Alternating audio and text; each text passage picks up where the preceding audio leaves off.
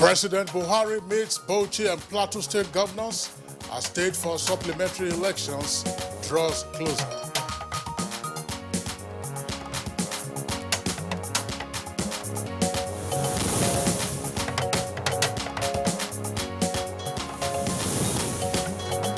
Trial of Justice Walter Onogen continues at the Code of Conduct Tribunal.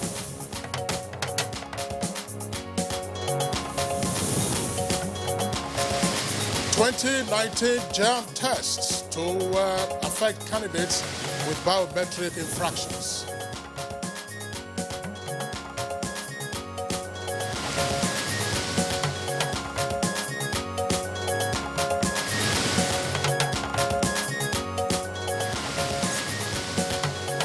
And on Good Morning Nigeria today, we continue our conversation on the political class and Nigeria's democracy.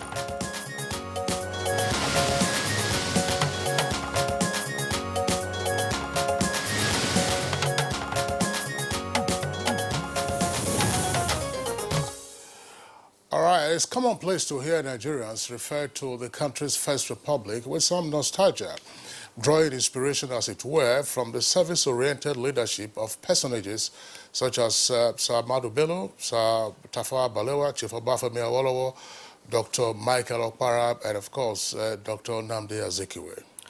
Unfortunately, military interventions drew the curtains on the era and that of the Second Republic, dismantling the country's political stability and, to a large extent, her economic progress.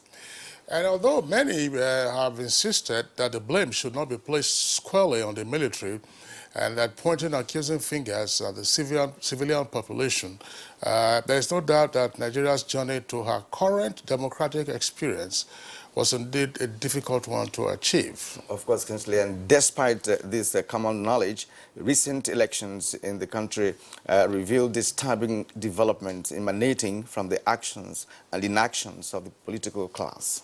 The consequences of the conduct of the political class have left many worried over what legacy is in store for the present generation of Nigerians and indeed posterity. Now, in all this, the question that begs for an answer is the plan that the political class has for Nigeria's democratic future, considering their current behaviors. And now, the need to know this plan has become imperative in the face of accusations that the political class is mainly driven by self-centered concerns, leading to an outcry for national rebirth, reconstruction, and true nationalism. And of course, this informs the continuation of our conversation on the political class and Nigeria's democracy. My name is Kirian Umayo. Thank you for joining us on Good Morning Nigeria for today, reaching you live on the network service of the Nigerian Television Authority and the NTA. We are broadcasting live from Abuja, Nigeria's capital city. And I'm Kingsley Osadolo. As my colleague Kirian just indicated, this is part two, as it were, of our conversation which began yesterday on Nigeria's political class and the future of Nigeria's democracy. And the prompt, of course, Kirian, for this conversation has to do with the observable lapses in the 2019 general elections, particularly the level of violence, vote buying, and the general tendency, of course, to impact on the peace and credibility and freeness of the elections. And in the course of our program today, we will attempt to also look at what happened in the early days, of the nation's political life, because it does seem that there is a continuation or repeated actions and inactions by the political class, since then. Absolutely, Kirian. Of course, Good Morning Nigeria will also bring you complimentary segments, and these include newspaper review, business, sports, foreign, and others. In the meantime, let's begin the highlights of the morning news. And here is our colleague Fatima Omar Buba with the news. Hi, Fatima. Hi, Kingsley and Kieran. Good to see you this morning. And you're all welcome to the news. President Muhammadu Buhari has granted audience to the governors of Bauchi and Plateau State as date for the supplementary elections draw closer. The governors, however, made it clear that they did not come to seek for presidential intervention on the electoral process. The Chief Executive and the Chief Security Officer of the nation I have come to brief him about the situation in my state surrounding the inconclusive elections, where a returning officer has made a declaration. Only an election petitions tribunal can reverse that. But INEC is attempting to reverse itself in the case of Bauchi. For that reason, there is a need for me to come and brief Mr. President. You know my passion for peace in my state. It's not about the election, it's about the peace, to ensure that I have a very good, peaceful elections in my state. So far, so good. We've had a very, very peaceful election. That was my briefing with Mr. Supplementary. The 15-member Policies, Programs and Projects Audit Committee, set up by the federal government and inaugurated by the Vice President last week Friday, has hit the ground running on its assignment. Laolu Akande, Senior Special Assistant to the President on Media and Publicity, Office of the Vice President, says the committee held its first meeting shortly after the inauguration and that more of such meetings will be following until the completion of the assignment before May 29, 2019. He assures Nigerians that the Muhammadu Buhari-led administration is determined to give the people the best of governance. Next week, but even between now and then, the work of the committee continues because there are other background compilation and consultations that are going on, and the important thing is to just assure the nation that the Buhari administration's second term is going to take off, with detailed programs, detailed policies after the work of this committee has been done. In the meantime, Information and Culture Minister Lai Mohammed has urged the people of Kwara State to forge a common front in supporting the just elected governor of the state when he assumed duty. This, the minister said, is necessary to enable him remain focused and govern the state with the promises made as the focus of his administration. The minister stated this at an APC family get-together in Ilorin, the Kwara State capital. With us. It's easier to destroy than to build. We would be mindful of our responsibility towards the people of Kwara State. We appreciate the huge mandate you're giving us and will live up to expectations. Trial has commenced in the alleged false declaration of assets by the suspended Chief Justice of Nigeria, Justice Walter Onnoghen, at the Code of Conduct Tribunal. This follows the appearance of Justice Onnoghen to answer to the count charge preferred against him. The prosecution counsel, Aliu Umar San, tendered Code of Conduct Bureau forms and 5 other documents before the tribunal, seeking to prove that Justice Onnoghen tried to conceal the existence of 5 domiciliary accounts with the Standard Chartered Bank, but only declared his 2 accounts with Union Bank. The first prosecution witness, James Akpala, also made presentations before the tribunal. The defense counsel, led by Adegboyega Awomolo San, objected to admissibility of Onnoghen's Code of Conduct forms of 2014 and 2016, alleging they had been tampered with. The defense also alleged that the prosecution had made advance arrangement of the court processes on 10th January 2019 to charge Onnoghen well ahead of the commencement of investigations. And officers of the Temple of Justice are again tasked to continuously strive to enhance easy access to justice. Acting Chief Justice of Nigeria, Justice Ibrahim Tanko Muhammad, made the plea at the commencement of a national workshop for judicial officers administering justice at the lower courts in Abuja. Insists on the respect for the rule of law.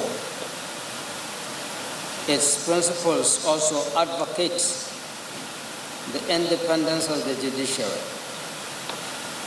the doctrine of separation of powers, guarantee of fundamental rights, freedom of expression epitomized by free press and media, as well as free and fair elections. Minister of Education Malam Adamu says the attitude by state governments deliberately refuse to provide counterpart funding for basic education, if not stopped, will force the federal government to make use of the strategy of deducting the money from source. The minister stated this at a media briefing on the efforts of the present administration to provide a total matching grant of 350 billion naira to fund basic education in the country, as against 92 billion naira provided over 6 years by the previous administration. Malam Adamu has also noted that corruption and lack of political will, among other reasons, have been responsible for most states' inability to provide their counterpart fund to enable them access the matching grant provided by the federal government for use. Muhammad Buhari provided a total grant of 350 billion to basic education in the country. As we said, this is conditional. Unless states pay their own counterpart funding, they don't get anything. The government decided now, or from now on, to be deducting it from source, so that states do not suffer as a result of the mistakes of their government.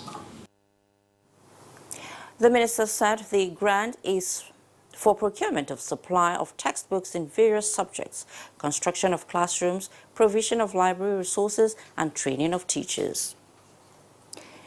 And as the Joint Admission and Matriculation Board JAMB fixes date for the 2019 UTME and its mock examination, the board says any candidate who cannot be identified through biometrics verification will not be allowed to participate in the 2019 Unified Tertiary Matriculation Examination. JAMB Registrar Professor Ishak Oluyede said this at a stakeholders meeting on strategic planning and preparations for the supervision and evaluation of the administration of the 2019 UTME in Abuja. No discretion about it. Anybody who cannot be verified on the biometric cannot write our exam.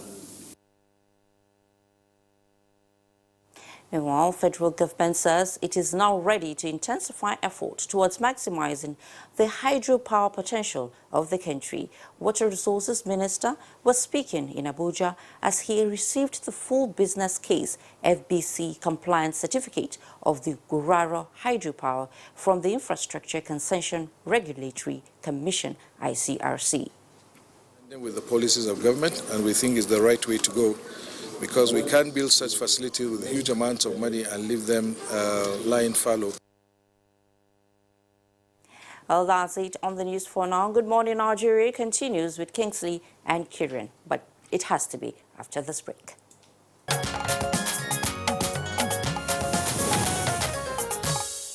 And now time for business news. Here is our correspondent Kunle Adeyeye. Nigeria's economy in the past 3.5 years came out of recession and keeps growing at an unprecedented rate. A professor of capital market, Uche Uwaleke, said policies like the Economic Recovery Growth Plan, ERGP, diversification plan of the federal government, and different social intervention programs have helped stabilize the economy. He, however, implored government to look inwards by giving greater attention to vocational education to sharpen the skills of the youths who constitute the larger percentage of the population. For economic recovery, yes, to a large extent that has been met. If you also look at some other macroeconomic indicators, I would also say we've made some progress. Talking about exchange rate stability, the inflation rate has also come down considerably thanks to the monetary policies put in place by the Central Bank of Nigeria. So for me, these are positives, and of course, you rightly mentioned the ease of doing business, which also improved. Similarly, an economic analyst, Uzoma Obio, has appealed to the federal government to sustain the revolution being witnessed in the agricultural sector of the economy. He said if the pace at which the sector is moving is sustained, Nigeria in no distant time will be among countries like the Netherlands, Brazil, Argentina, and the United States that carve a niche in agriculture. Agriculture is key. Agriculture is President is very passionate about agriculture. And if you noticed, Nigeria has never been self-food sufficient within the last years. Right now, a lot of food, a lot of products are coming from Nigeria. The poultry that we never had has increased. And next is graphic representation of Monday's tradings on the floor of the Nigerian Stock Exchange.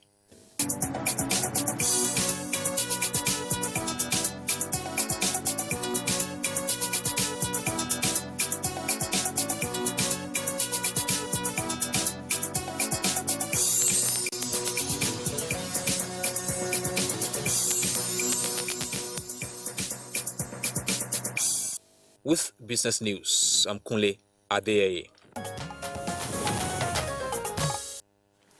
Thank you, Kunle Adeyeye, for that business report. Now, next is newspaper review.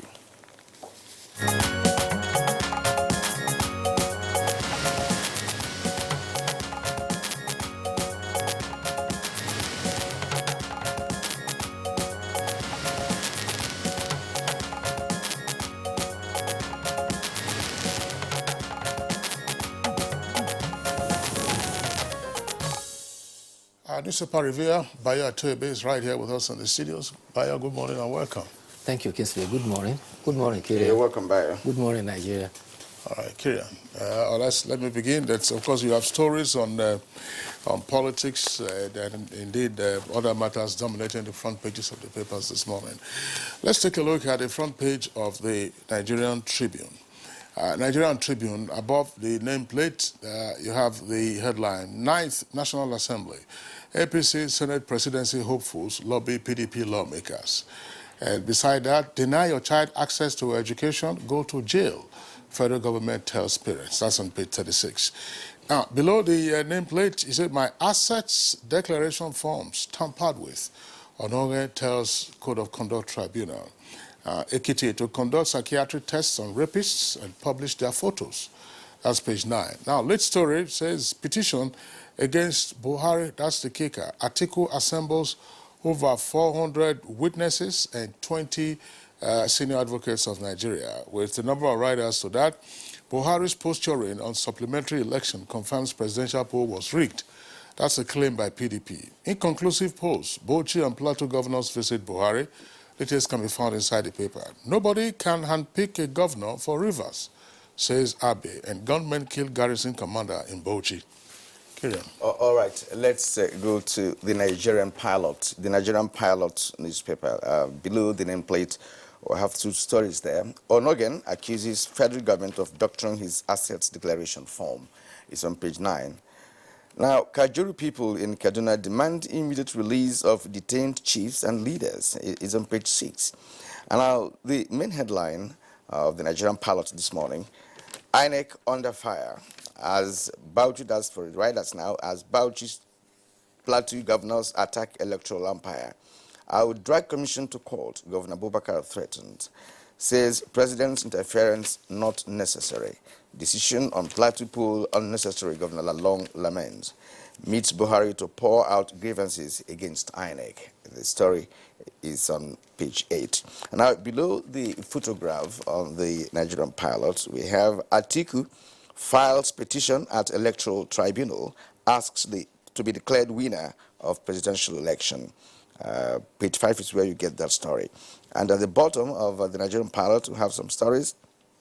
Court grants EFCC leave to amend charge against ex-SGF Babachir Lawal, and others. Is on page 9. Now, expert says Nigeria isn't ripe yet for electronic voting. It's on page 11.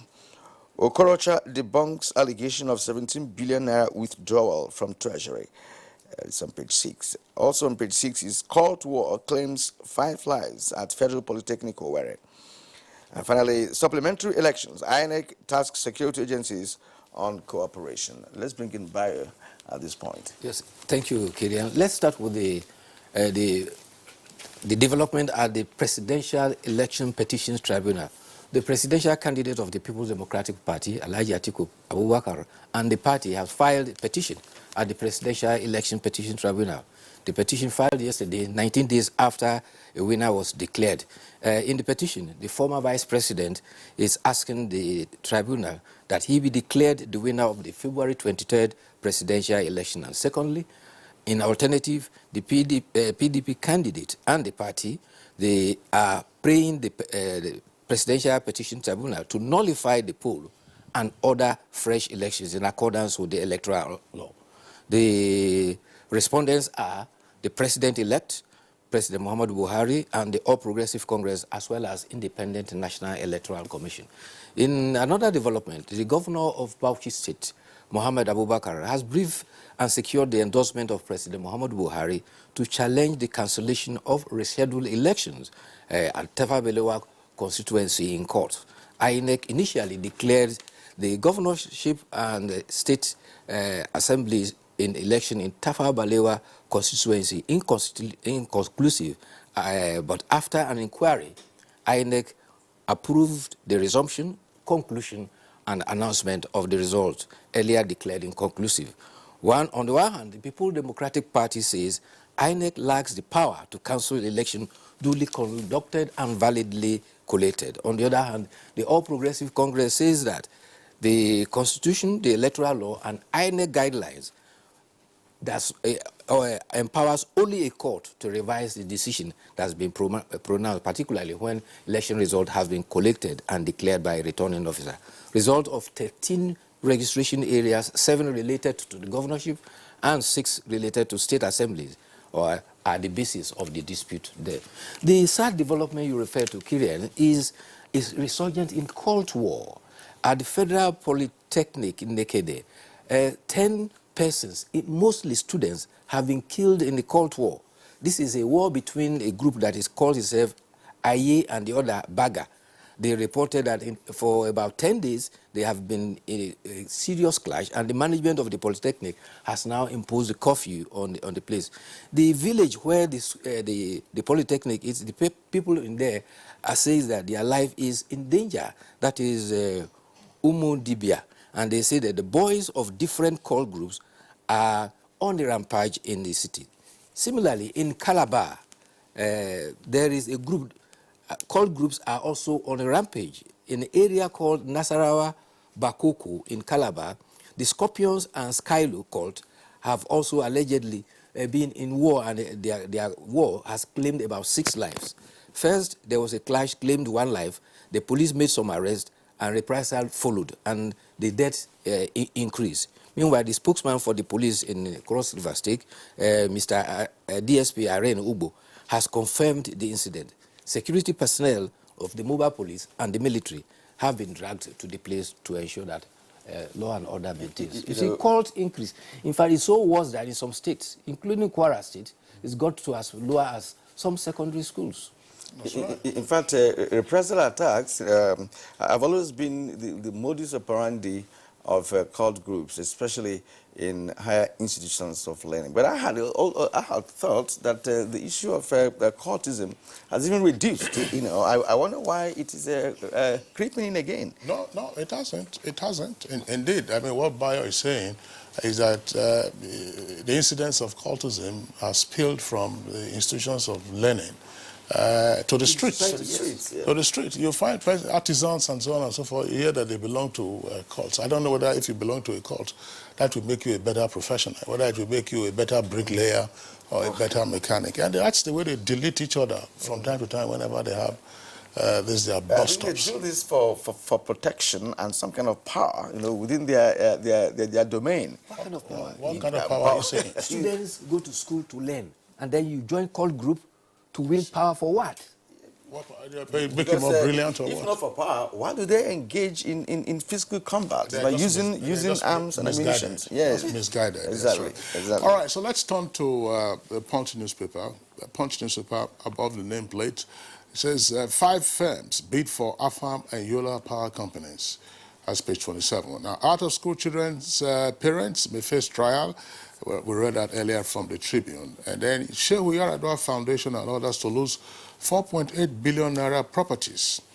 And also there on the front page of the Punch newspaper, well, the Punch is coming up again with this kicker is saying runoffs. We don't have a runoff yet, because right at the foot of the front page there's a more appropriate kicker for that. Is rerun, actually. APC and PDP woo voters with money, gifts, and lobby other parties. And Bauchi and Plateau governors visit Buhari over inconclusive polls. Details on page 2. And now going to the foot of the front page of the paper, that's the Punch newspaper, taking that from the right, you see that they're rerun. We don't take orders from anybody, INEC tells APC. That's on page 23. Now, 6 killed in crossover court and communal clashes. 10 killed in Imo court clash. That's page 5. Protesting guards and cleaners shut down Federal Medical Center in Makurdi. Carry on. That's just the cult issue we were discussing a while ago. Exactly. And I remember, Bayo, yesterday we made the distinction between supplementary rerun elections and runoff.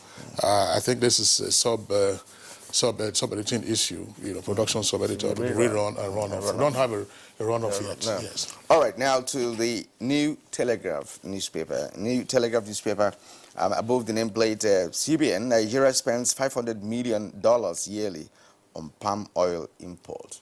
This is unbelievable. All right, now below the nameplate of the New Telegraph, we have other striking stories there. Inconclusive polls. APC governors rush to Buhari is on page 4. My assets declaration forms tampered with on Ogun on page 5.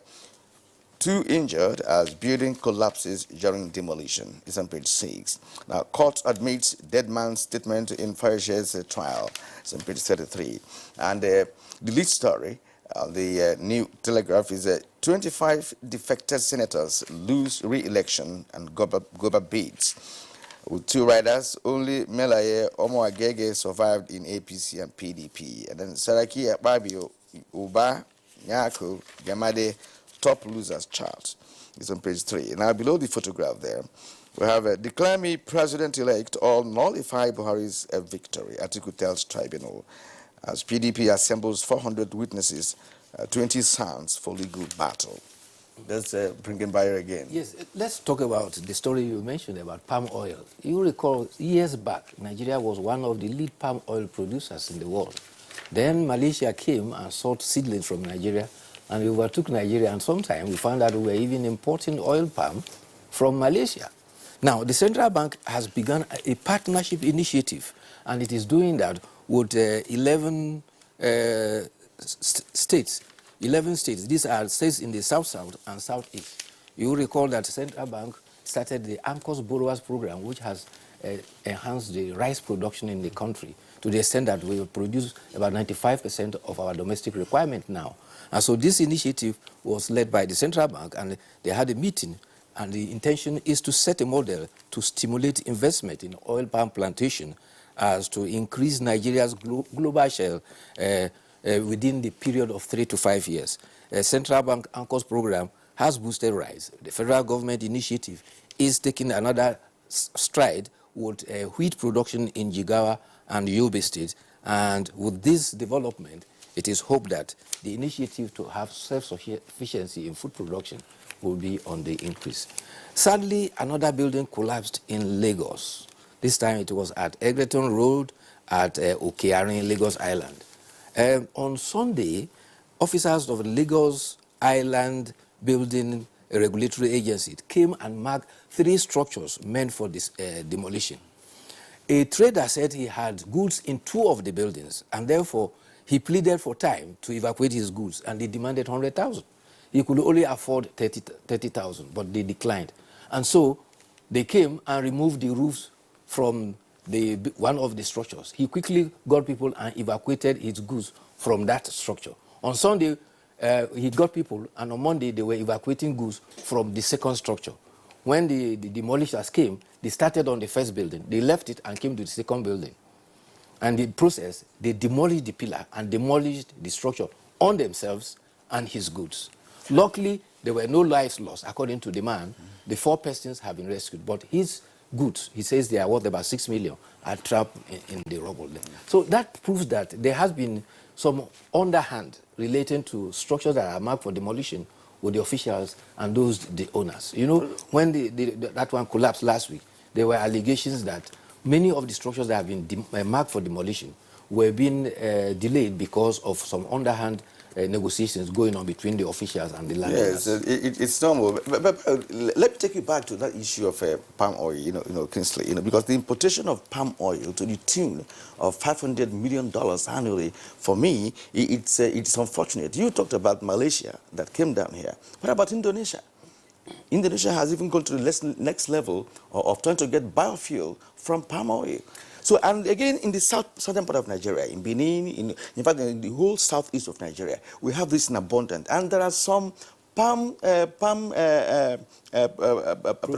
plantations that have been abandoned for several years. We recall Opera started it in the southeast of Nigeria. And today, most of those palm plantations have been abandoned. Yes. If you are coming from Benin along the road towards Auchi, we get to a section whereby you see a long stretch of palm plantation. And they have a research institute in Benin. If we go back to that, then we will be reviving our industries. Secondly, not only palm, don't forget rubber was another great factor. Don't forget about the granite pyramids. So if we are going back to agriculture as the mainstay of the economy, we have the initiatives of the past that we can fall back on. And all the research development agencies we have across the country can come to the aid and revive the nation agriculturally. And we can survive, the economy can survive purely even on agriculture alone. All right. Gentlemen, the points that you have made are noted. I mean, one cannot disagree with any of the issues raised. But just one point to underscore. Sometimes I get worried when we are confronted with figures of how much we spend on importing certain kinds of items. You have to make allowance for capital flight. Because it is not necessarily all amounts that are bidded for forex that are utilized for that particular purpose. But it is scandalous in the first instance that we are importing palm oil on the basis of what you have described. The research institute is called NIFO. That's the Nigerian Institute for Oil Palm Research. It's on the outskirts of Benin. It was established in the 1950s. It used to be called WIFO. At some point it was called OPROS before it became NIFO. It used to have very good tennis courts in NIFO at the time.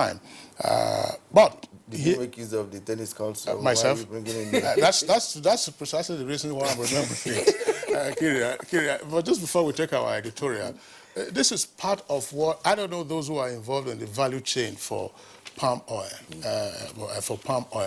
Now in Malaysia, as we were talking about Indonesia, what I found in Malaysia is that apart from using it for purposes for medicinal research and so on and so forth, they actually have a value chain that is similar to crude oil. Yes. So you have upstream, midstream, and downstream of palm oil. But we make a lot of noise about some of these things, and then after a while, it's just we neglected the science and technology. That's just part of it. Because what they're doing is scientifically driven. Absolutely. What they're doing the applied science. Okay, now the Kyria, sorry, you were asking about tennis in NIFO. There used to be a gentleman in NIFO then. He was the senior staff of NIFO. His nickname was Obrigado.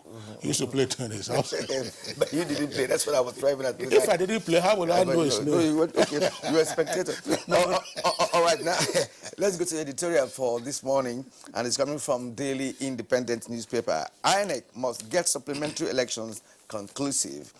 The Independent National Electoral Commission remains in the eye of the storm as it prepares to conduct supplementary governorship elections in 6 states on March 23, 2019, as well as some state assembly elections. Now, Bayo, please come in here. Well, first of all, let's establish a distinction, as we tried to do yesterday, between a rerun and reschedule. A rerun comes when there are no clear winners, and therefore the two lead candidates will go for a rerun. No, that's runoff. I mean, a runoff. All right, but for a rescheduled election, this is an election that is not concluded, and therefore processes are put in place to bring them into conclusion. You recall that following the March 23 election, INEC there were elections in 29 states. Elections were declared in 22 states. However, 6 states initially had their elections inconclusive, while 2 were suspended. But as at this week, those of Rivers and Bauchi are to be concluded, and the rerun are to be in the 5 states of Sokoto, Adamawa, Benue, Plateau, and Kano. Now, some have even changed the independent name in INEC to inconclusive election, as if to deride INEC. INEC did not create inconclusive election. It is a factor of the development of the electoral process. Right. And it emanated from Section 41 and 43 of the INEC regulation, as well as Section 26 and 56 of the Electoral Act. And the basis is simple, where there is a margin in the lead of the winners, and particularly where there have been votes that have been voided, and this in volume outweighs the margin between the two candidates. Yeah. And therefore, it is a product of the electoral process. But what the editorial is saying that INEC must get its act together and get its inconclusive elections concluded. All right. Bayo Atebe, we'd like to thank you very much for being with us today. And of course, Kirian and I will be continuing with the rest of the program. We'll see you tomorrow. You know, Kirian never played any sport while he was in school. I don't want to be part of your reverie. He used to be in football, now he's coming to tennis. All right, we'll take a short break now. When we return, of course, we'll be dealing with the second part of our conversation on Nigeria's political class and the future of the country's democracy.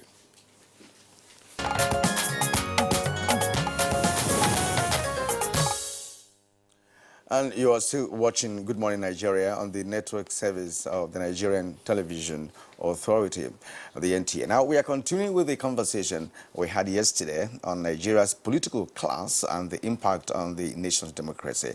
Let's now take the comments of some guests who were on the program yesterday as compiled by our correspondent, Serafina Ukon.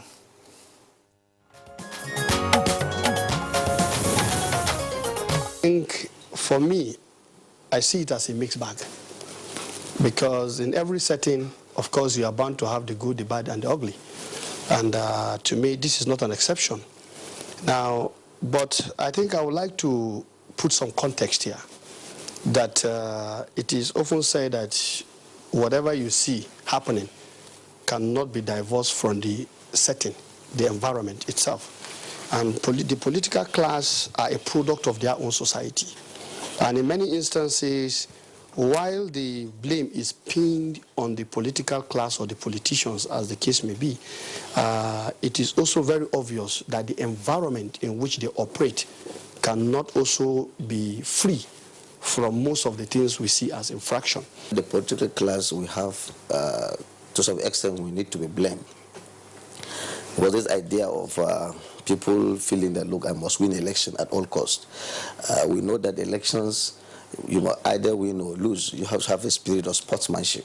Agreed, you cannot work in isolation. As he said, you are a product of a given society. And the behavior of some of these people also affects you as a person. But again, because you are the one seeking election, and sometimes you find politicians trying to use certain traits. For example, it is wrong to see people manipulating religion, manipulating ethnicity to their advantage. You may not be very religious, but when it comes to a political period, you become to look more like a sheikh or like a pastor. And after the election, probably you hardly see them in some of these worship places. So I think it's obvious that the mischief we are trying to deal with here is the fact that you have a group of people whose permanent or whose attention is to seek power. But in seeking power, they hardly adhere to the rule of the game. They don't adhere to the Constitution. They don't even obey their own Constitution, and they do not even obey the rules set by the umpire.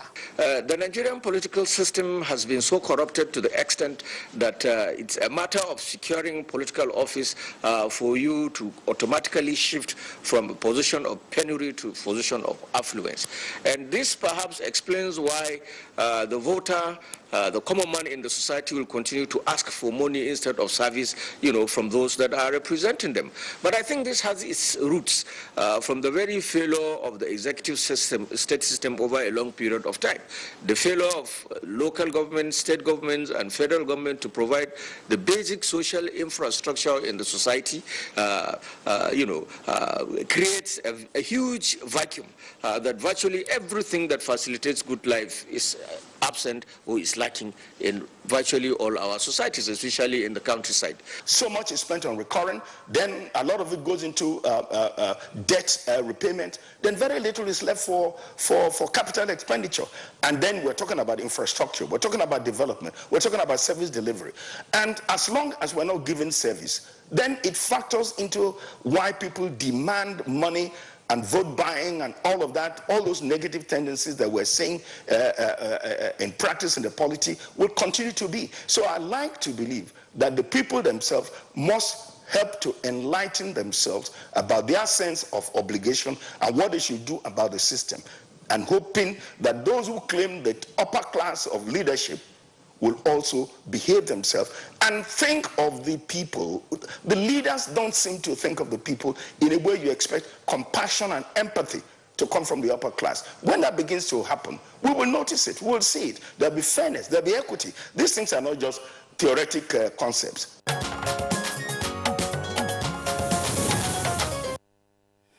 All right, Serafina Oko, thank you very much there for the excerpts from our conversation yesterday on the topic with our guests from multiple locations, including Abuja. Today, of course, we are continuing, and we have guests with us here in Abuja studios as well as in Lagos. Now, let's begin by welcoming our guest, Chief Achike Udenwa, former governor of Imo State. Your Excellency, good morning and welcome to Good Morning Nigeria. Thank you. Okay. We also have with us in the studios Senator Olorunnibe Mamora, who is Managing Director and CEO of National Inland Waterways, NIWA. Distinguished Senator Mamora, pleasure to have you with us. Thank you very much. Thank you for inviting me. And by the way, Senator Mamora was not just a senator, he was also Speaker of the Lagos House of Assembly for 2 terms. So he has been for one term, sorry, 1 term, yes, sorry. For 1 term, yes. Yes. So it's been around. So he knows what we are talking about, the political class. Let's also welcome to the program the former chairman, Kena local government area, Sabo Kena. He was also a former national publicity secretary of Hargon. Good morning and welcome. Morning, Nigeria. His first name, by the way, is Jibril. Oh, yeah. Jibril. We're not sure whether it's from Sudan. That is an inconclusive. That one is inconclusive. And in our Lagos studio, we are privileged to have this morning Professor Adele Jinadu. He is the chairman, Center for Democracy and Development. You're welcome to Good Morning Nigeria. Good morning. It's a pleasure to be back. By the way, I'm not the chairman of the CDD. Okay, well, Professor Adele, thank you for joining us from our Lagos Network studios.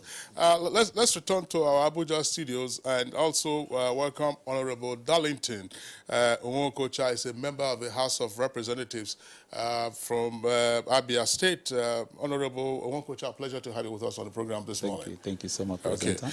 All right, let's begin. I'm not quite sure, Kieran, I'm sorry, I didn't have enough time to research into this. Back to our Lagos guest. Professor Adele, were you, just by the way, a member of the Political Bureau of 1986?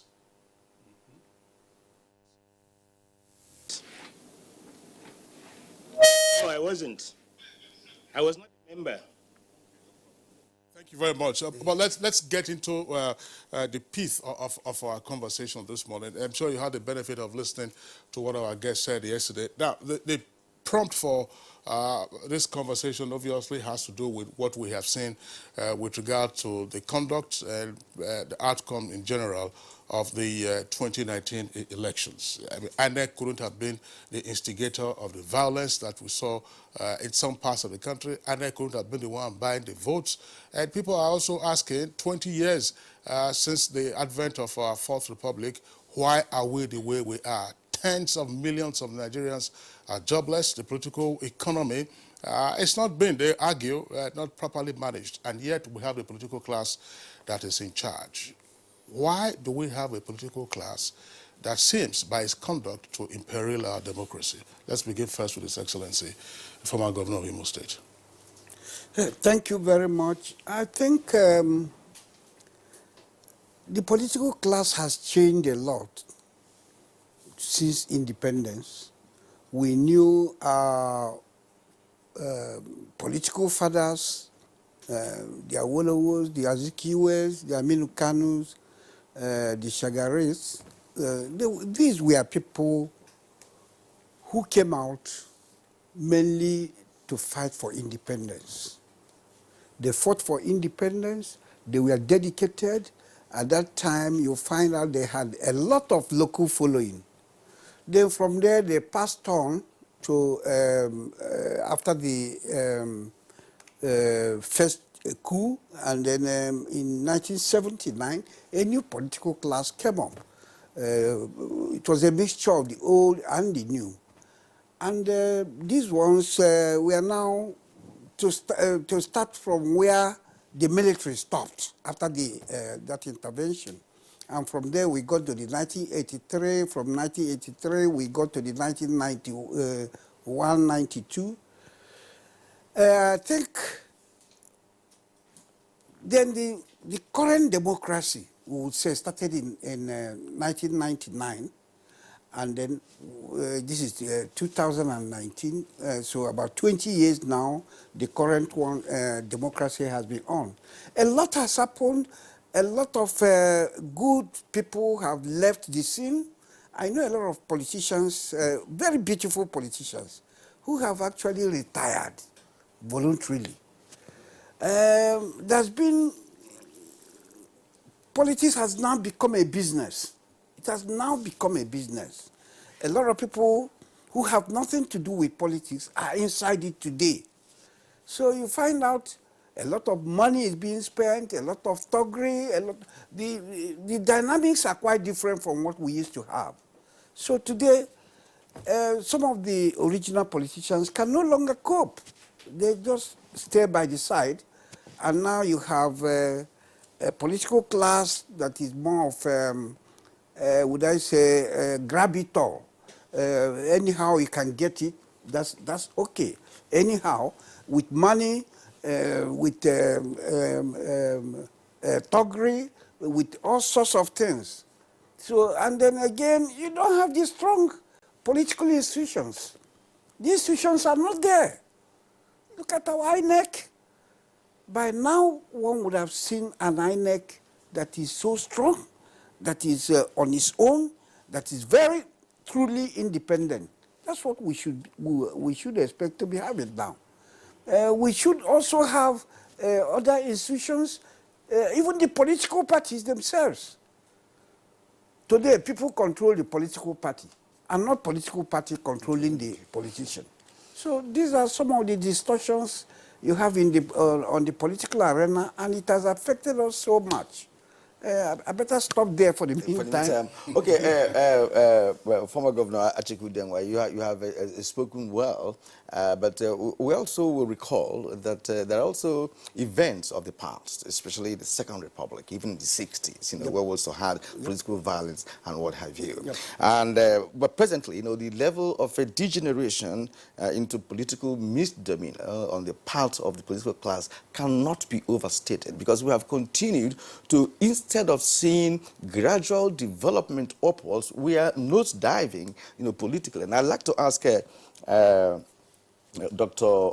Mamara to come in here, because you have also experienced leadership in the political class. You were Speaker of the House of Assembly in Lagos State, and of course you have as well. You are now the Chairman of Center for Democracy. You are now the Director General of National Land Waterways, managing people and resources. Where did we go wrong? Well, taking cue from where Chief Udenwa left, I don't want us to just limit it to the political class alone. I think it's more of attitude of the people in general. Because, yes, the political leadership has a very strong role to play in terms of utterances of, you know, leaders themselves, in terms of their body language, which could, you know, invoke this negative occurrences, in terms of thuggery, in terms of violence, in terms of ballots, box snatching, and what have you. But I think behind all this is a general attitude of do or die, or attitude of desperation, where the whole essence of politics itself, which ought to be service, has been relegated. Service is a primary thing, is a primary purpose. And of course, because a lot of people, they are no longer driven by the quest for service, but rather for some other motives. A lot of people come into politics for some other motives, and the system or the situation has become the survival of the fittest. If you look at the situation from 1999, when the ministry took charge in terms of midwifing, what we have today, it wasn't like this in 1999. I mean, some of us were lucky when we started, but it's like when we expect that we should get better, I think it's difficult to really say that we have gotten better in terms of the political behavior, And of course, it seems to me that the issue of poverty, the issue of what you can call inverted values, or values that are no longer put in place, societal values that we used to cherish, way back, they don't seem to be there as much now. But then, in all this, for me, it's a passing phase, because democracy itself is a process. It's not a destination. And I believe that we will get there, gradually. But I cannot agree less that we need to strengthen our institutions to be able to react and manage, emerging trends in our polity, whether in terms of discipline, in terms of, respect for the rule of law, in terms of values that we hold dear to ourselves, societal, and national values that we need to hold our family onto. And of course, the rule of law just cannot be overemphasized. It's very, very critical that we uphold the rule of law and apply we have a lot of laws that are just gathering dust, because it's not having the laws that is just important, but implementation of the provisions of the law is very critical. And I believe that, we shouldn't condemn ourselves too much. Yeah, we'll get there. All right, Senator Mamora, thank you very much. Let's bring in now Honorable Kiana, former chairman of the Kiana local government in Nasarawa State. What's your opening salvo on what is apparently, a thumbs down for the political class 20 years on? Well, I think even from the onset, from the questions you've started to ask, the answer you are going to expect will be the routine things that will not give us what I believe are the likely things that have been responsible for the failure of leadership in our governance. I thought the appropriate thing is, where did we really get it wrong? For me, it starts from our beginning. When you adopt a form of life, or governance, or politics, or business that is not rooted in your nature, you stand the possibility of getting it wrong 10 times over. When the contemplations of adopting what is called democracy became the norm, to me, we were just in a dreamland. Because when we set out to adopt what was democracy, we were looking at the Western world as the epitome of civilization, of value systems that are incorruptible.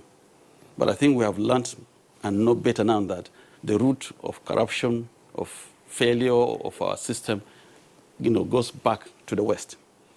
We took democracy and we're supposed to have married it to the spirit of us as Africans, so that you would have now managed, you would have gotten a product that has your spirit, and you are taking the form to keep the spirit going. And if I may make reference to what His Excellency said, when he was making reference to the old people, where did those people get their values of service from? It's from their community. Today, we prop up leadership that are not even known in their communities. And if we say we are the actors are the failures, it's not true. It is what we are practicing that is failing. Because if you go home today, the traditional ruler is still a respected person, because he is still reflecting and representing the spirit of the community. There is an element that is missing in our practice of democracy. Today, we have a acceptable political system in China by so-called Western world.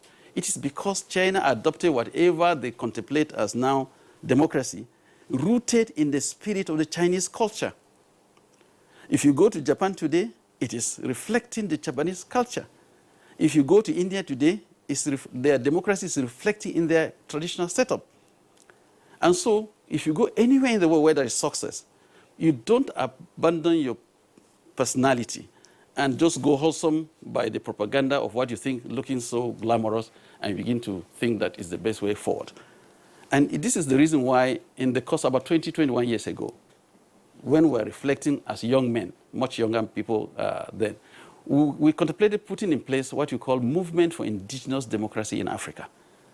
Because we needed to introduce the values that are core to our communities up till this moment. You can just reflect in the society today.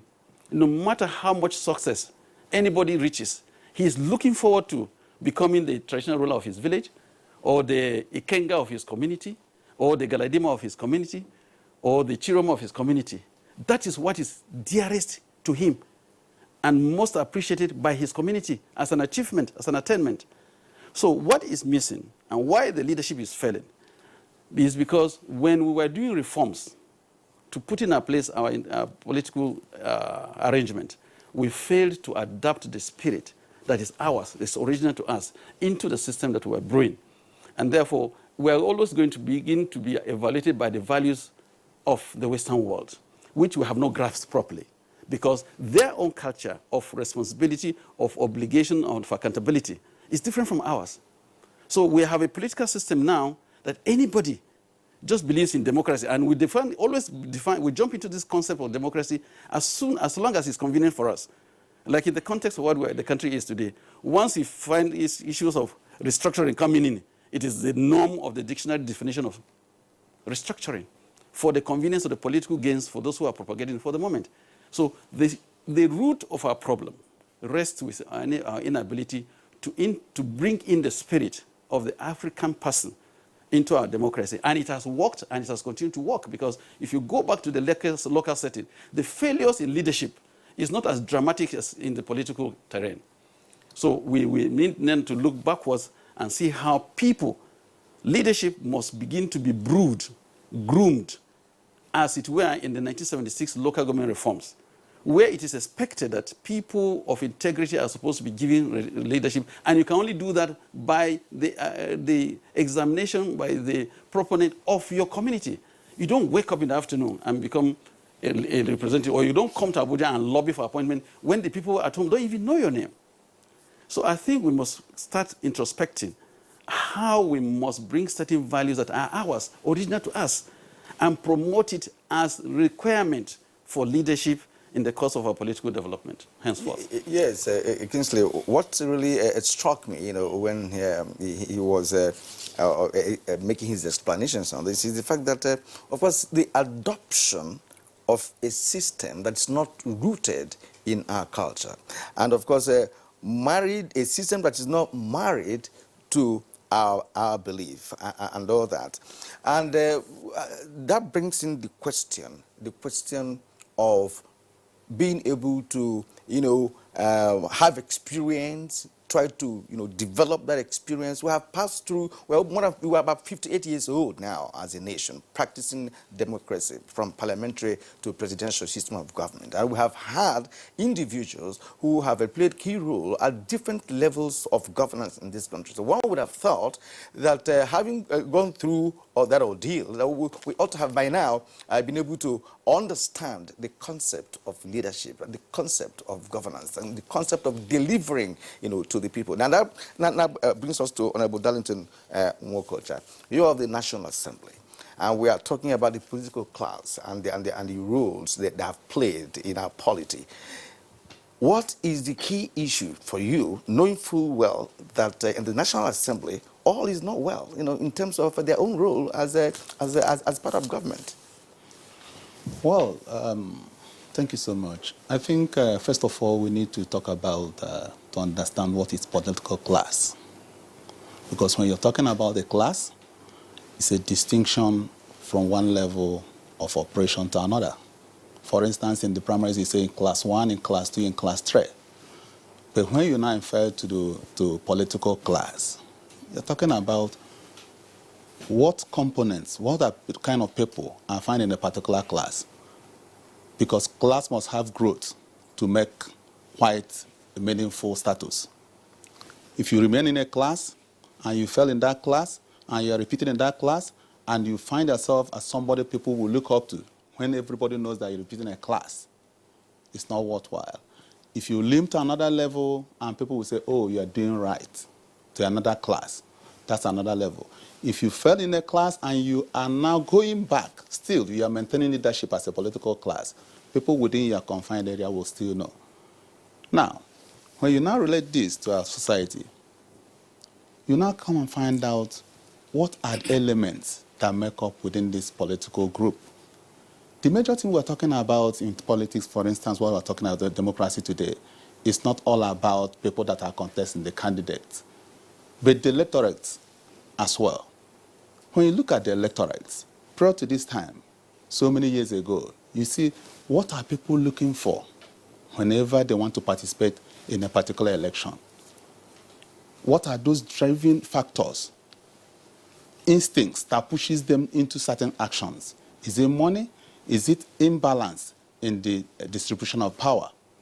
So many years ago, you now find that people were driven by certain imbalances in distribution of power.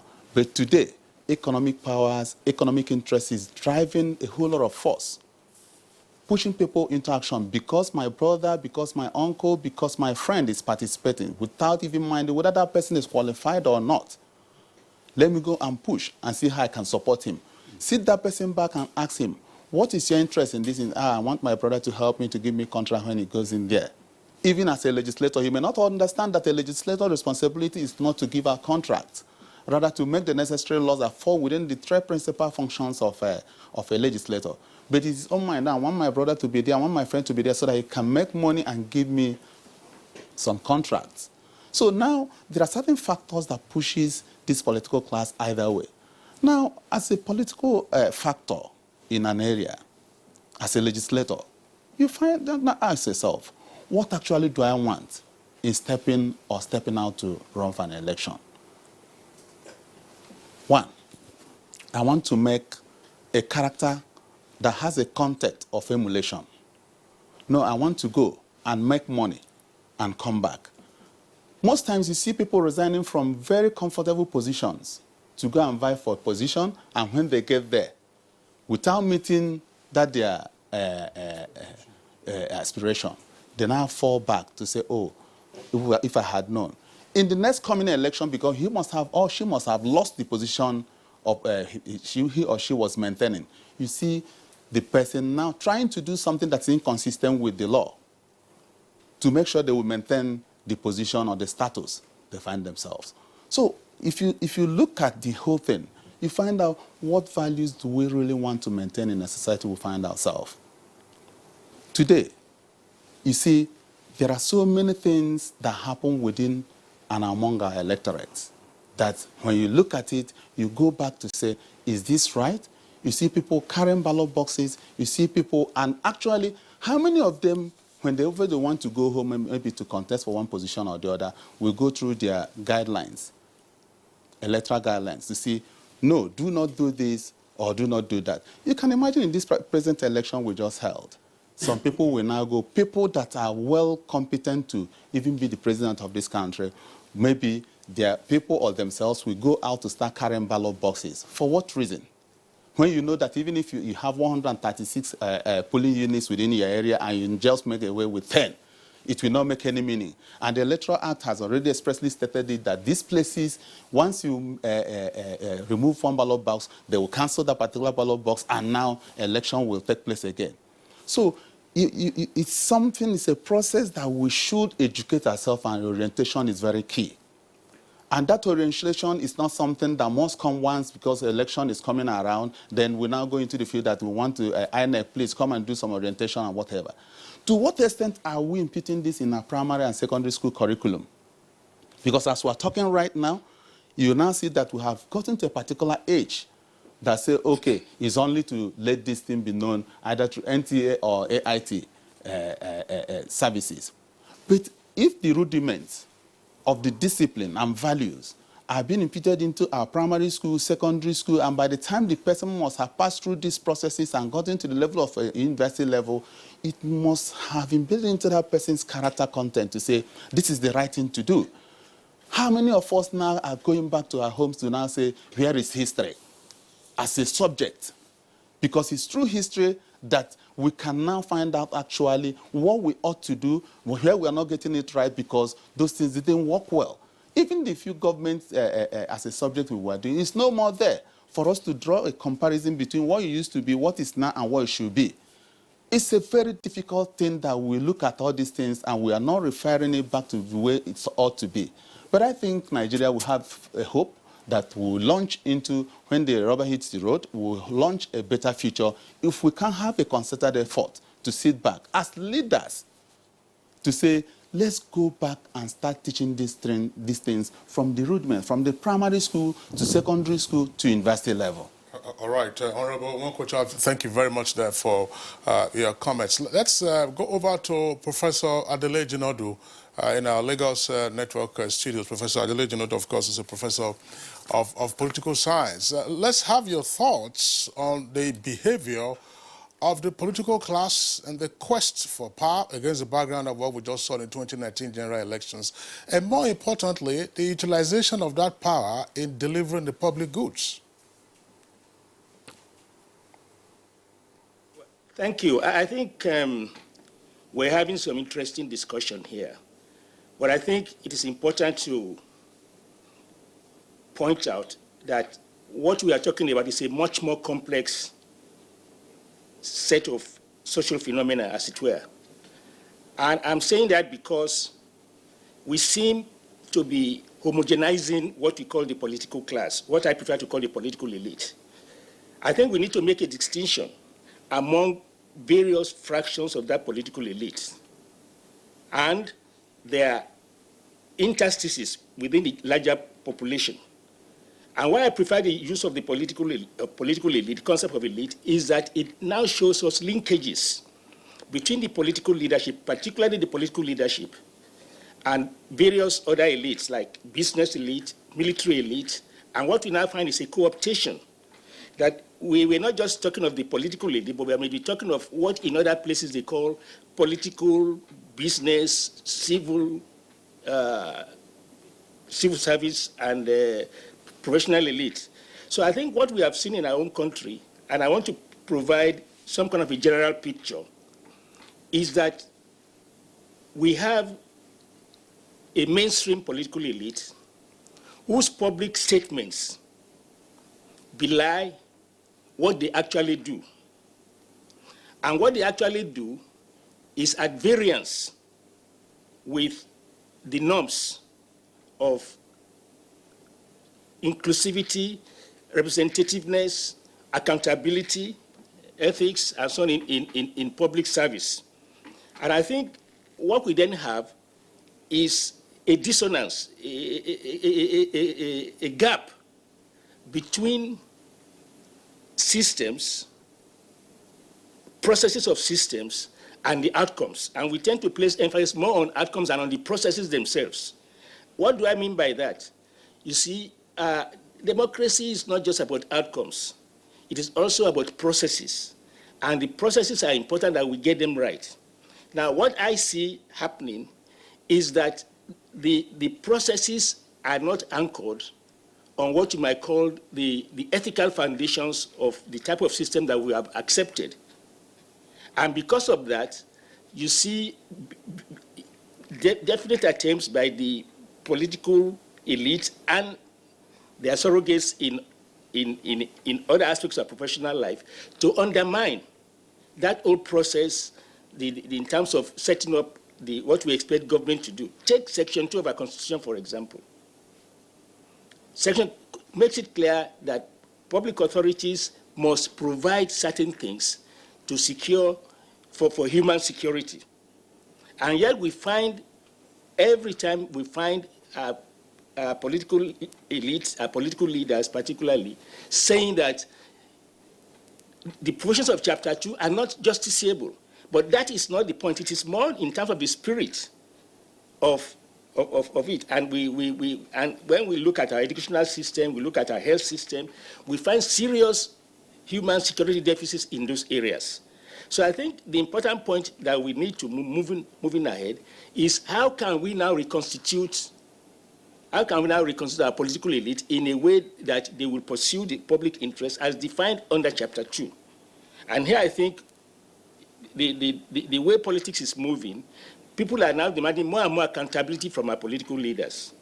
I think also it's important to say that one of the more sad aspects of this dissonance between processes and outcomes is the fact that we have devalued our institutions. Our institutions are not being what they should serve. We find everywhere institutions being used to pursue political goals, political agendas against political opponents. And that has been a permanent feature of our political history since independence, or even since before independence. So I think it's important, therefore, to look at the larger picture and see that the underlying problem is sort of this moving away from what I would call the moral and ethical anchors of democratic government. Angles very, very pertinent. He talked about a military elite, business elite in Nigeria in trying to determine who belongs to a political class. But what we have seen over the years has been the fact that we have a free political space, where everybody, comes in. And when you now begin to determine who belongs to political class, it becomes a little bit difficult. But gentlemen, let me posit this to you. In political science, it is said that individual characters of officials in government, including the head of the government, the president or prime minister, determines to a large extent the direction of that nation in terms of economy, education, health, and in fact in all sectors of national development. And it does appear that personal character is not considered by the electorate and even those who are responsible for appointing people to positions of authority. While in other climes, your high school behavior could determine your political future. Now, something is missing here, and I'd like to bring in former Governor Chikudemwa here. What is the matter? The matter is actually the society in general. The Nigerian society has been so corrupted, has been, it's not just the political class. The Nigerian society is like a dirty pond of water. From there, you take water, you go into politics. From there, another water goes to NTA. Another one goes to...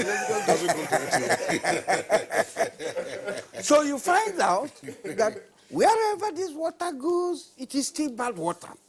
This is part of our problem. This is what the society is all about. Look at our INEC. Honestly, there's no way you can get it right without INEC itself being right. It is the overall regulating body for our elections, for our political parties, for our political practice. So it has to be above board first. And from what you are saying, we have another problem. The society also has changed. When I started politics, I started it as a very young man. I was in my 20s. I didn't have a kobo. It wasn't a question of money. It's a question of an ideology, a question of what you believe in, a question of how you present yourself to your people. Even the political leaders at the time were not rich people. But today, a lot of people have grabbed the system, made money out of it, and become the real political bourgeois. Well, they should not be. Let us get to the root of the problem. The Nigerian society is bad. Some of these people who have hijacked the system don't understand it, understand this, what role money plays, and we all dance around them. We're no more asking them, what are you doing?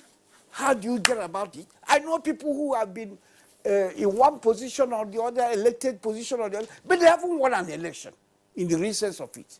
They've never won an election. The electorate has never elected them. But they are the big guys in politics. So these are things we must get back to. We must really find out who is the real politician. I know a lot of very good politicians who have been frustrated out of the system because they don't have the money, they don't have would I say they can't buy the touts and all that, they can't be violent. But the society is accepting that some of these people whom we know are crooked. The society is saying these are real politicians.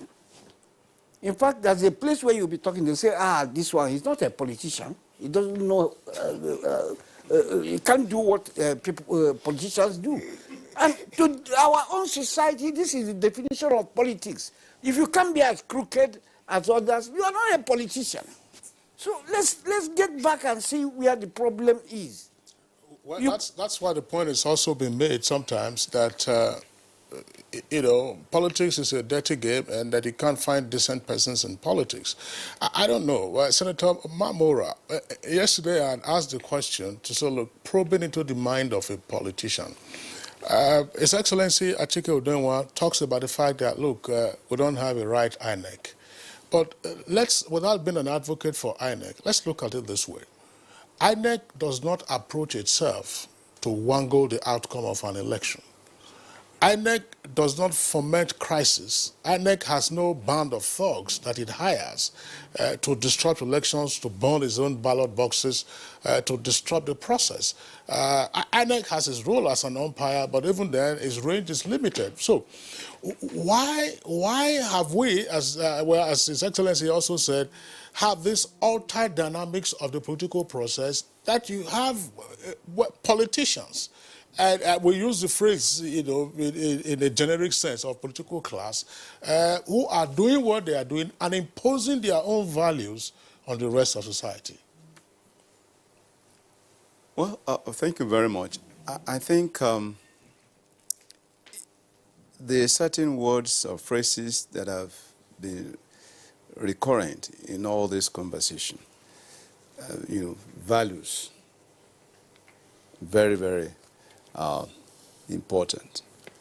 2, the society itself. And of course, leadership. Now, when you put all this together, you see, in medicine, there is, we say that no matter what you're endowed with genetically, it cannot have full expression if you are not in the right environment. So we talk of genotype, we talk of phenotype, which phenotype is the environment where you find yourself. So no matter what is deposited in you that you have inherited, from your parents, that genetic thing, the full expression is dependent on the environment. That's where the society comes in. So, in all this, I'm saying that the fault is in us. Wherever you find people, the people talk of political class or the political elite, whether in the legislature, in the executive, or in the judiciary, all these institutions, they still mirror the society. So that's why we talk of societal values. Even our constitution recognizes national ethics. And all these things are stated there. But I mentioned in my introductory remarks, the issue of desperation and people go into politics for wrong reasons. Primarily, politics has to be for service. Service to your community, service to your country, service to humanity. That's where it should be. But are we really doing that? Do people go to politics for the right reasons? Generally now. Then who are the people that we hail? Are they the people who really uphold the values that people will appreciate in the society? And then the leadership recruitment process. Who are the people who make themselves available for election? What is their pedigree? Where are they coming from? What is the background? What are they bringing to the table? Do we probe into all this? The answer is no. Most of the time, it's a question of how much. That's where the concept of money bags came into our political lexicon. Money bags. Look, the people who just, and people are not, they can't be bothered where these so-called money bags got the money from. They just bring the money into the system and they throw it around and they buy all the buyables, if you like, in the system. So for me, it's even if some people, rightly or wrongly, want to accuse INEC, the officials in INEC, they are from our society as well. So everything, the institutions, they mirror. They mirror this, and that's why I remember in 2015, the presidential campaign thing, that what the party stands for, there are three things we must rebuild. We must first is to have a rebirth, national rebirth, then rebuild, and then of course they reintroduce, as it were, the values. Okay. They are so critical. That's what we need to do. We must rebuild our institutions. The institutions that have become dilapidated, we must rebuild them. We must restore values into the system. Because the systems will be such that can go on, because individuals come, individuals go. But the systems should be such that we need to put values back and then, uphold the right values in the system. Yes, a leadership recruitment process, very apt, because that was one of the fundamentals of the question I put to former Governor Chiko Udenwa. Now, what has been playing out significantly in our polity has been this issue of godfatherism that Kingsley just mentioned. Some states have been hijacked by certain political class, impose their will on the people, and of course determine who gets what, when, and how. And that has culminated into gradual should I say, gradual bringing down of the local government system to its knees by the political class. And I am asking this question to Jibri Kena, who has been a local government chairman, and of course the chairman of Argon in the past. I wouldn't know whether he was chairman when we were having a zero, exactly. Now, a public secretary rather of Argon. So, what actually, happened to this this level of government, which is believed to be closer to the people, I'll be able to feel the pulse of the people and produce, or rather deliver what the people needs. What happened, Jibril? Well, just before I go into that, if you don't mind, I have two statements to make.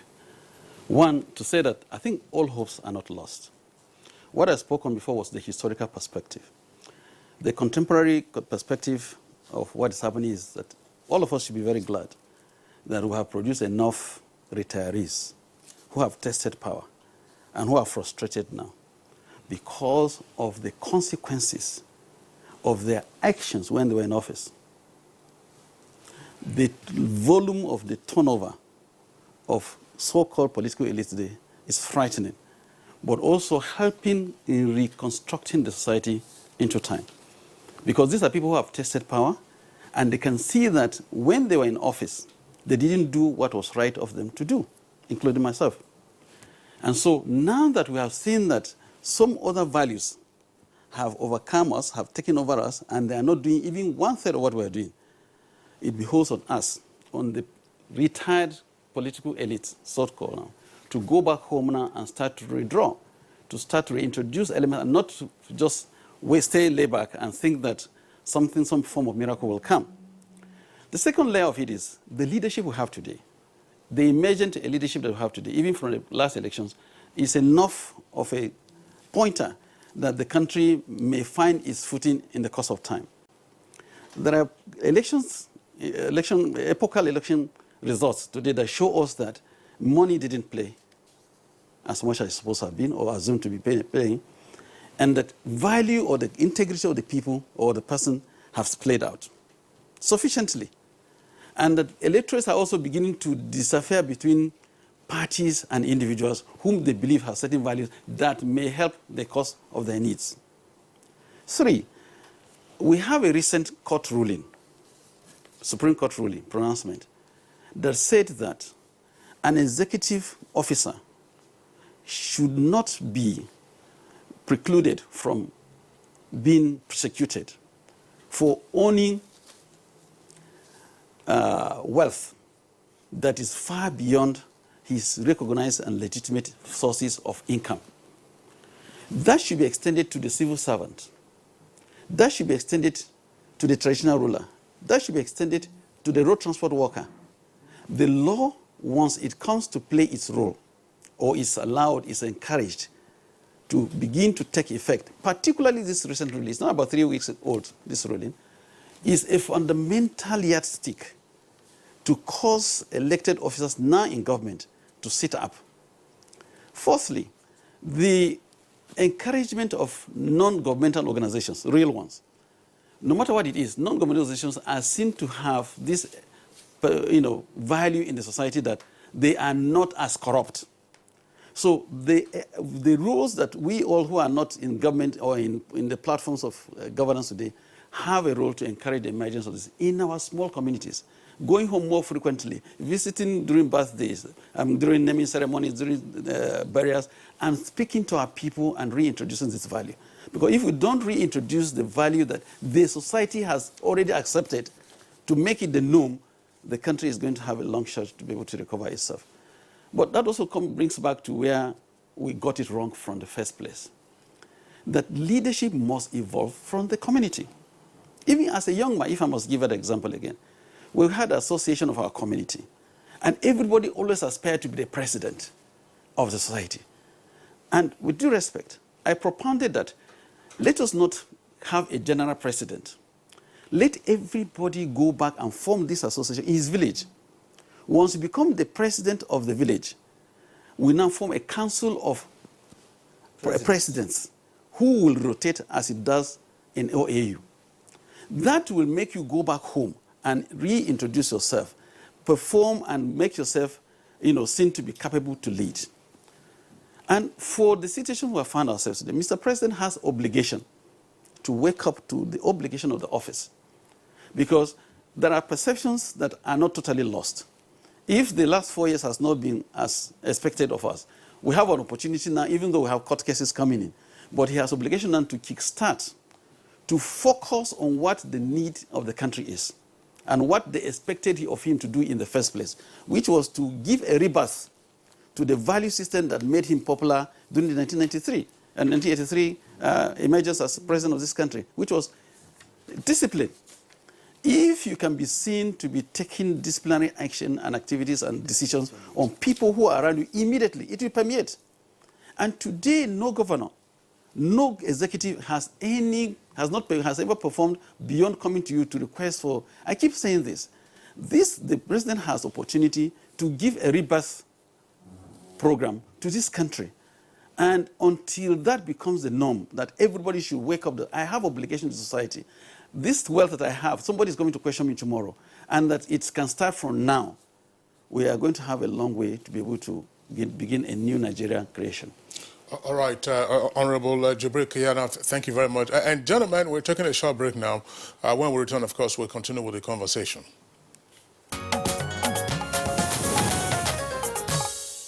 All right, welcome back, and I say Good Morning Nigeria, reaching you live on the network service of the Nigerian Television Authority. Well, of course, you've been listening to our guests, and they've all made very useful points. I hope we'll have enough time. There are two issues raised by Honorable Kiana that I would like the guests to also touch on. One, that's not immediate, by the way. So one, of course, has to do with what would appear to be a thumbs up, if you like, for the KBAC syndrome, which is part of our culture, versus the democratic tenets that we have, which it says, of course, has not been planted on fertile soil. Plus the fact that we're having now an increasing pool of retired politicians who have the benefit, as it were, of hindsight. But yesterday, when we started this conversation, and indeed for a while, and my question is going to Professor Adele Jinodu. Part of what has often come up has to do with the nature of our electoral system. That the first past the post system, which is winner take all, creates this intense competition, the do or die disposition that political office seekers often have, and that it might be different if we had proportional representation. Does our current electoral system, where, for instance, the party scores 1 million votes and another party scores 990-something thousand votes, those 990-something thousand votes virtually go to waste, and then the 1 million votes, as it were, take the trump. Is there something that we need to tinker with in our electoral system? I think we need to look at some form of proportional representation. Married with the elements of the winner takes all that we have now, the first past the post. But what is more important, I think, is providing, as the Waste Committee report has suggested, some threshold of votes or representation in the assembly, which will guarantee some ministerial or cabinet or other executive-based appointments to political parties other than those who have won elections to be represented in the cabinet. I think that is important we look at that. In other places, it has served some useful purpose in diffusing political conflict. But I think the other aspect of the winner takes all is the amount of power that is invested in presidential and governorship appointments. I think we see after each change in administration, a whole set of people, political appointees leave and new ones are appointed. I think we should have a way of curtailing presidential powers in a way which will reduce the power of patronage that the president has. So I think it's important that we start looking at that. Also, some form of representation, proportional representation for women and other marginal groups can be built into the system to ensure more inclusivity in our appointments. But I just want to make one point. You see, political leaders have a duty to rise above society in transforming society. So we cannot just say the society itself is at blame. In fact, that is why we have political leaders to transform society in a way that will serve the common purpose.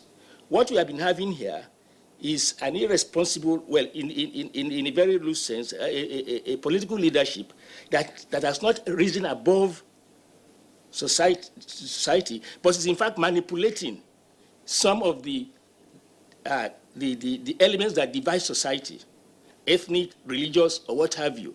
So I think let us be clear that society is important, but as a check on the leadership.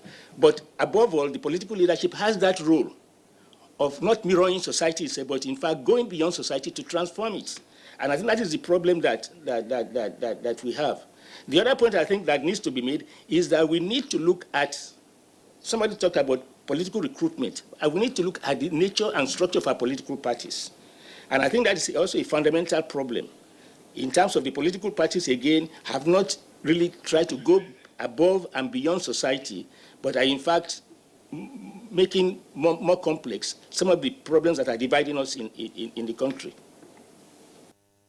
Thank you very much. Kingsley, I want I know that you want to make a point. But just to re-emphasize before you pop your question, the point that, one of the points that Professor Adele Jinodu just made now is a re-echo, as it were, of what Professor Sam Ego also said yesterday on the program. Good. That, look, a class must be capable of reinventing or recreating itself, as well as reinventing and recreating society.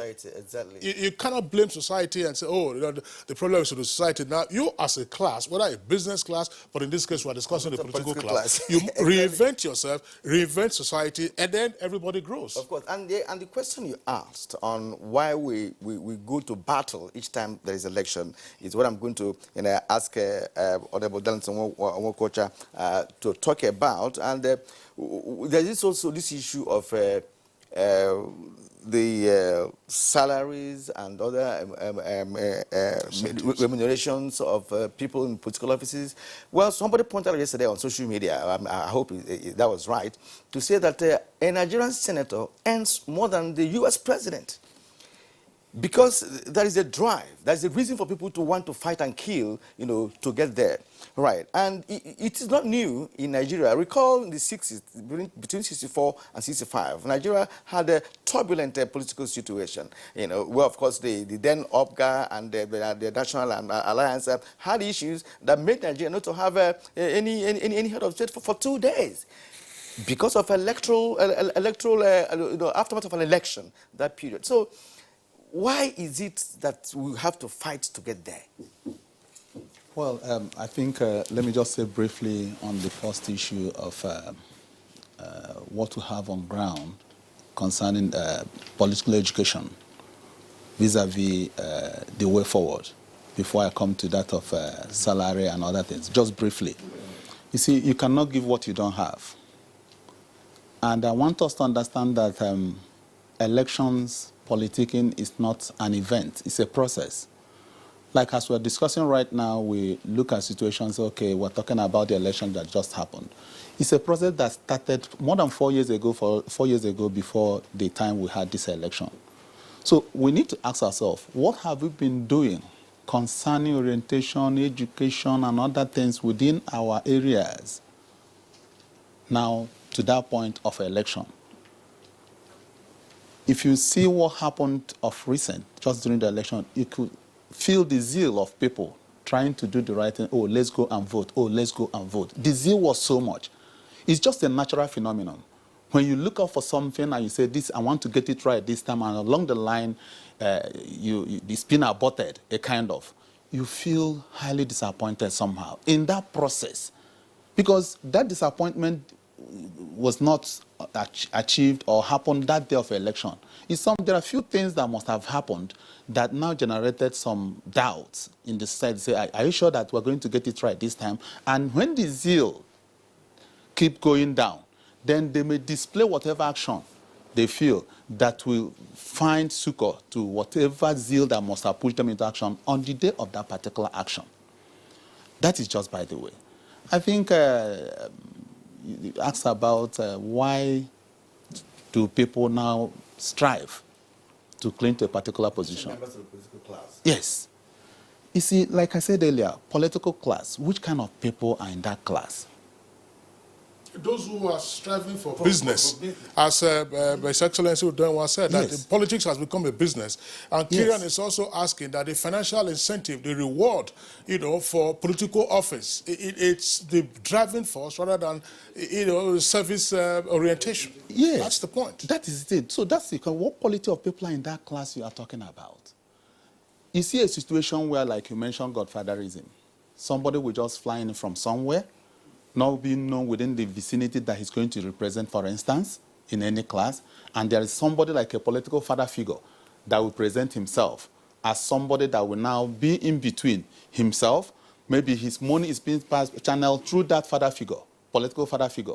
Now they're seeing that political father figure as somebody, oh, this man has said it, then let's support that his stooge. And at the end of the day, he will now recompense him for whatever position he must stand in for. That is not it. Like he said rightly, for instance, when you do some comparative analysis between here and what happens outside this country where we borrowed their own style of democracy, for you to step out to run for a particular position, you must have been either a PTA chairman within your area. They must have seen you as somebody that's quite conversant in certain administrative tendencies. So, oh, this person can chair a particular position within the school area, and the school and other things are working well within their community. Therefore, this man can step forward to the local government, to the state, and to the national.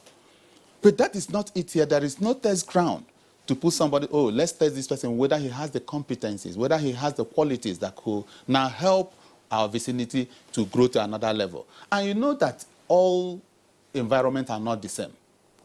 Whatever that works in a particular area will not suit the other area as well. So what kind of leadership suits a particular area? So when you look at this thing, you see that, oh, we want to go there, let's go and make all the money. Like I said earlier, so many people resign from good and juicy positions to launch into a particular position, and reaching there, yes, but that is it. No, the incentive, that is an anticipation. That is an anticipation. We'll have a senator here, and I'm sure today, maybe when he was a senator, he wasn't in this same party where he is today. But if you ask him now from the all perspective, say, what is the situation with that enumeration you're talking about? He will give you and I'm sure from the legislative angle, we've discussed this issue severally. My 8th Assembly has come up openly to say all the things we have always made. But people always feel that there are some hinge behind other funds that accrue to us. Okay, let's go into that place. And when they run into that place and find out, oh, so I resigned from this easy job and this is not, and you cannot go back there again, then the only thing is that you keep fighting to make sure that you remain there so that you don't lose always. Precisely. Honorable Nwokocha, thanks a lot. You're speaking from the legislative perspective, but we also know about the executive perspective, whether at the state level or at the local government level, which is why my question is going to His Excellency Achike Udenwa. Look, there's no, some would say that what we are having in the Fourth Republic is actually plutocracy. That is the government of the wealthy, the so-called godfathers whose rule have also impacted negatively on the leadership recruitment process. The question therefore arises not whether or not the godfathers exist. We know that they do exist, and driven by the philosophy that you need money to spend money to chase more money into your coffers. How can the influence of the godfathers be attenuated? Do we encourage the EFCC to also go after the godfathers so that they can begin to see, as Honorable Kiana said, measure their wealth versus their legitimate sources of income? How can the role of the godfathers, because they are the ones, who determine who gets in, and after a while, you now begin to have aspirant godfathers themselves who want to break free from the control. Your Excellency, that is why you are having clashes between those who will handpick their successors as governors, and then later you say, no, I want to be my own man, because now you have your financial muscle. And somehow, too, from their party, sponsoring somebody else. Big time. How do you do that, Your Excellency? Well, I hope, I've been a customer of the AFCC, so I hope you are not bringing them back to me. Honestly, this is one of the problems of our system. These so-called godfathers, I can tell you, I know some of the godfathers, and I know distinguished senator knows some. Some of them are, they are not, they are never do well people. Let me put it that way. It's not that they are anything extraordinary, anything very intelligent, anything, but just that they are hustlers. Yes, when you say Godfather, I know many of them. Hustlers, gamblers, people who can gamble, people who have nothing to show. When you go close, so I know some of them were my colleagues. So I know them very well. So the issue we are having in this country, you see, it still boils down to what I said earlier. As you are, nobody wants to know your track record. What everybody is interested in is how much is he bringing? That's right. And with this money, they buy anything. Even buy the EFCC you're talking about. But the EFCC is not, I don't believe they are buyable. So they attempt. They attempt to buy. Yeah, Honorable Kiana. Sorry, all right, sorry, very quickly. No, what I'm trying to say. How do we deal with the Godfathers? Yes, we deal with the Godfathers by really, when I say cut them to size. And how do we cut them to size, you will ask me. They are not very brilliant people. They are not, I can tell you. But they are, you know, good impostors. Going for them. They have a deep pocket. It's not only the pocket, but they can do all the showmanship. As Nigerians would say, Honorable Kiana, from the field, give us your experience. How do you think that the role of God, we're not talking about political mentors, actually. We're talking about these money bags, you know, who pollute the system and therefore ratchet up the intense competition for power that others also now seek to become godfathers themselves. The only way is to use the manpower that have over the time collected, because there are at least 11 chairmen in my community today, and all of us are stakeholders by our right. The pool, even during the last election, for example, in my community, everybody now knew, did we really do the right thing during the processes of putting candidates forward? There is this reflection now going in the system. That's the only way to curb the excesses of so-called money bags. But for a long time to come, the psychology of this will continue to override every good initiative. But the only way to stop it is for Mr. President today to start a journey of recreating Nigeria, where new values are introduced and where the law must be seen now to begin to be implemented, where you must declare why you have the wealth you have versus legitimate sources of income. And so anybody who has incomes that are not comparative to what he is supposed to have earned legitimately will begin to be afraid. We'll stop it off now and get your last take on this. Briefly, please. Well, for me, I think it's education. And Wokocha? Yeah, I think I align myself completely like I earlier said. Political education is very key, from the basement to the topmost, so that it can vibe the character of ethics, value, and norms. All right, thank you. Professor Jinadu, please, your final thoughts on this. Very briefly, please. It is about time that professional associations rise up to demand accountability from the political elite across the political spectrum. Because unless professionals uphold their professional ethics, unless they refuse to be complicit and to work with the political elite to steal the public purse, then we are not going anywhere. It is not just an individual who is going to do it. The professionals as a group, lawyers, accountants, intellectuals, nurses, everybody, we must all stand up and say it is now time that we lead by our professional ethics.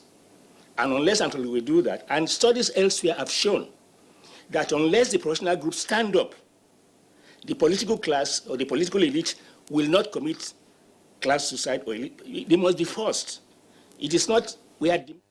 Professor Jinadu, we thank you indeed. We are actually running out of time. Kingsley, we have some tweets here. Let's just brush it out as fast as we can. Victoria Tabak, INEC did not fail us, but our politicians did. They can kill and maim in the quest for power. Law Alpha said, now the desperation and the driving ambition exhibited by politicians in a bid to woo votes from the electorate should be discouraged forthwith. Chris Ogugamba, so far our discussions are harping on the problems which are well known to all, but I am not hearing much about the solutions. Well, I'm sure if you listened more closely, you would have had some solutions. Yes, some solutions. Now, Omako J tweets, after the presidential election, more than half of the electorate that participated refused to come out for the governorship and state house of assembly elections. Now, what does that suggest to us? It's simply a message that if our votes are not counted, what is the point of participating? And Victoria Tabak, unless we review the pay of the politicians, especially the legislators, pay less attractive, these menace of politicians will continue. Recall that just when President Kenyatta came on board in Kenya, members of the National Assembly in that country, actually agreed, to reduce their pay, and it happened. Absolutely. Well, it's on that note we'd like to thank all our guests this morning for their contributions to our discussion. First, appreciation to Chief Achike Udenwa, His Excellency, former Governor of Imo State. Thank you very much for being with us on the program this morning. Thank you, viewers. Okay, we also would like to appreciate distinguished Senator Olorunmbe Mamora, the current CEO of the National Inland Waterways, NIWA. Distinguished Senator, thank you for being with us on the program. Thank you very much. Appreciation also to Honorable Jibril Sabo Kiana, former chairman, Kiana local government area of Nasarawa State. Thanks a lot for being with us. It's my pleasure. And Honorable Darlington Nwankocha, a member of the House of Representatives representing the constituency in Abia State. Thank you for being with us on Good Morning Nigeria. Thank you so much. In Lagos, we were joined by Professor of Political Science, Adele Jinodu. Thank you very much, Prof, for your contribution to our talk this morning. Okay, so that does it for us today. We're back tomorrow, same time, 7 o'clock in the morning. Until then, do enjoy the rest of your day. I'm Kingsley. And I am Kirian. It's been nice having you this morning. Join us again tomorrow for more on Good Morning Nigeria.